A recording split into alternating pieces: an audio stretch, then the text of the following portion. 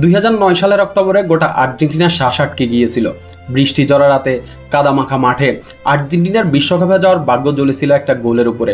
সেদিন মাঠে ছিলেন মেসি, হিগুয়েন, মাস্চেরানোরা, আর সাইডলাইনে ছিলেন দিয়াগো ম্যারাডোনা। কিন্তু হিরো হয়ে উঠেছিলেন একজনই, যাকে প্রায় সবাই ভুলেই গিয়েছিল। ম্যাচটা ছিল আর্জেন্টিনার 2010 বিশ্বকাপের বাছাই পর্বের শেষ ম্যাচের আগের ম্যাচ। আর্জেন্টিনাকে এই ম্যাচটা জিততেই হতো। এই ম্যাচটা না জিতলে বাছাই পর্বের শেষ ম্যাচে গিয়ে আর্জেন্টিনার নিজেদের ভাগ্য আর নিজেদের হাতে থাকতো না। পেরুর বিপক্ষে জয় মানেই আশা থাকবে, আর হারলেই বিদায়ের আশঙ্কা। এরকম একটা কঠিন সমীকরণকে সামনে রেখে মাঠে নামেন মেসি, হিগুয়েন, মাস্চেরানোরা। আর এক কোনায় বসেছিলেন একজন 36 বছরের স্ট্রাইকার, নাম তার মার্টিন পালেরমো।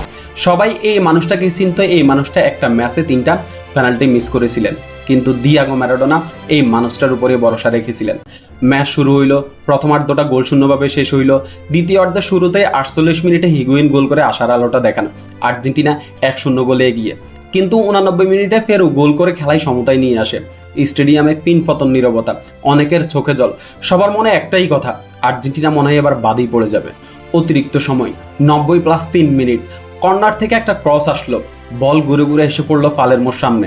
পালেরমো শট নিলেন, গোল। পালেরমো গোল করলেন, পুরো স্টেডিয়াম চিৎকারে ফেটে পড়লো।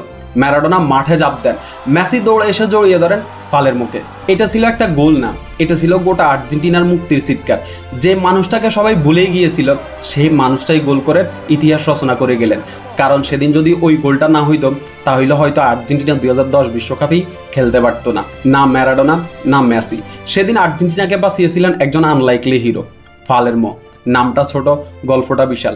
শেষ পর্যন্ত ওই ম্যাচে পেরুকে 2-1 গোলে হারিয়ে আর্জেন্টিনা 2010 বিশ্বকাপের জন্য কোয়ালিফাই করে।